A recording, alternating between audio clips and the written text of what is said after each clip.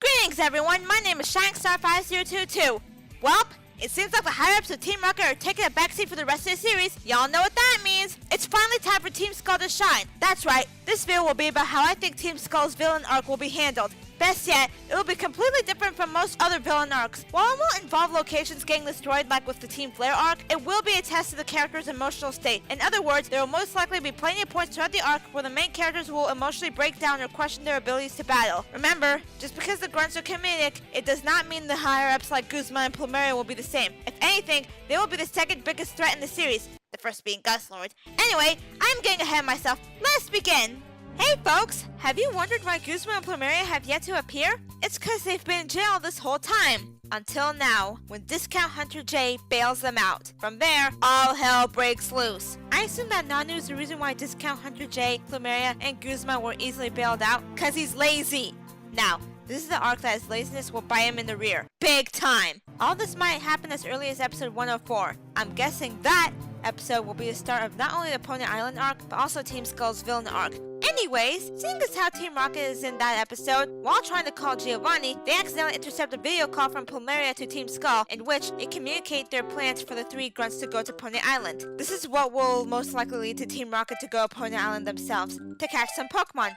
Speaking of the three grunts, have you noticed that, with the exception of episode 11, they have been exclusively in Melemele Island until now? Something tells me that they have bigger aspirations now that Guzma and Plumeria are here. What are those bigger aspirations? Well, here's what I think they are. To capture Professor Kukui and bring him to Guzma! That's right, the whole reason Team Skull is at Pony Island, along with Ash and Co, is because they're after a good old professor, and the rest of the cast is unaware. This will be a pretty hectic arc. Not only will Ash and Co have to protect their Pokemon from Team Rocket, but they also need to protect Kukui from Team Skull. It is during one of these kidnapping attempts that could happen in a future episode that Chargebug evolves into Vigavolt and Lily gets her Z-Ring. Thankfully, these grunts are incompetent and we don't hear about them, at least during the grand trial. Now, here's the juicy part. At some point in the series, the gang goes to Ulu Ula Island for a visit to the Master Royale one night, similar to what happened in the episode, Turning the Other Mask. Only this time, since they are going to Melee Garden, the students will be wearing pre-kimonos. There was a very good reason why Ash went to Ula Ula to do his trials on his own, not only for this Team Skull arc, since Po Town is in Ula Ula, but also because this is where the League is going to be. Sorry for that tangent. Anyways, seeing as how the only people who know of Kukui's identity in Mask Royale are Mullane and Faba, the three of them come up with the genius idea of Kukui giving Faba his hat while Kukui himself can be the Master Royale throughout the entire meetup. This is, of course, different from what has happened in the episode Turning the Other Mask. It seems like it'll go much more smoothly, right?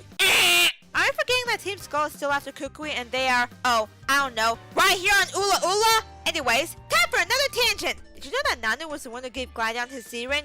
Cause that's what this image is suggesting! This could suggest that Nanu is Gladion's sole confidant, a person in which he tells him about everything, especially the things that he is uncomfortable about sharing with others, specifically the rest of his family. This includes his distrust towards Baba, his distrust towards Ash, his hidden concerns for Lily, his true feelings about everything that he refused to share with everyone else, and most importantly, his concerns of Lucamine not remembering going to Ultra Space. Gladion suspects that Lucamine has been mind-wiped by Faba. Coincidentally, Faba is here on Ulu Ula, therefore, Gladion goes to the meetup with his own kimono to confront him, while Nanu is there to keep everyone safe, and Acerola is there just to hang out with Ash and Co. Oh, this could only end so well. Now, eventually, Discount Hunter J comes in to cause trouble, and it's up to Ash and Co, along with the Master Royale, to stop them, not knowing that it's all a diversion from Team Skull to go in and capture Kukui while everyone is distracted, including Nanu, who has fallen asleep! Speaking of which, Gladion and Faba run off to a different part of the garden when the former confronts the latter about the possibility that Lucamine has been mind-wiped. Mullane, Lily, Acerola, and Burnett notice that Gladion and Faba have disappeared, and they run off to look for them. Of course, only Mullane knows that it's actually Faba, while everyone else still thinks it's Kukui in disguise. Now, this is when everything goes down south.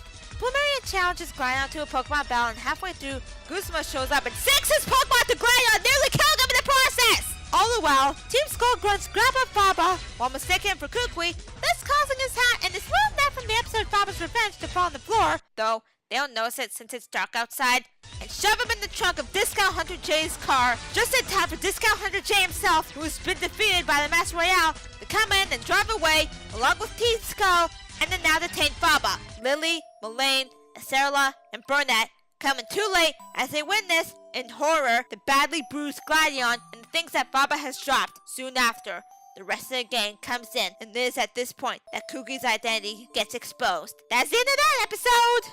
Now, on to the climax of the Team Skull arc, which is much more down-to-earth and realistic as opposed to past arcs in the series. No big legendaries terrorizing the region this time, just a rival getting badly injured, and the kidnapping of an important figure. It is at this point that Lucamine and Wick start to worry about Faba's disappearance, and actually call Burnett to see what's going on. Speaking of Burnett, she's pretty ticked off at Kukui for this whole incident. Meanwhile, Lily's on the verge of breaking down because of her brother. Thank goodness Malo was there. Sadly, Nanu doesn't seem to care and actually questions why they are worried about Faba. Remember, Gladion told them about the troubles that Faba caused during the Aether arc? Naturally, the rest of the gang have their reasons, and after getting over their grief, they all agree to infiltrate Po Town to rescue Faba, with Nanu reluctantly agreeing. Much like in the games, he lets them into Po Town, which is funded by Discount Hunter J's company as opposed to the Aether Foundation like in the games. Speaking of the Aether Foundation, Team Skull learns that they got Faba instead of Kukui, and they made a big boo-boo. Although, remember back in the end of Turning the Other Mask, where Faba gets his shirt autographed? Well, it's because of that shirt that Team Skull learns that Kukui and the Mask Royale are one and the same. Not only that, they know that the gang will come back for Faba. Therefore, Guzma has Plumeria and a couple of grunts try to fight off Cowie, Malo, and Burnett, while Ash, Kukui, Acerola, Lily, Lana, Sophocles, and Molayne go inside the shady house. Meanwhile, Guzman decides to use Faba as a hostage to get Kukui to battle on his terms, i.e., no Z-moves, bucko! And even locks him up in the dark room while doing so, thus hiding him away so that he doesn't interfere. Kukui, Ash, and Lily decide to battle against Guzma, while Sophocles, Lana, Acerola, and Molayne go off to look for Faba. Eventually, Lucamine and Wick go into the library and notice Gladion on the bed, covered in injuries. Lucamine is understandably pretty upset.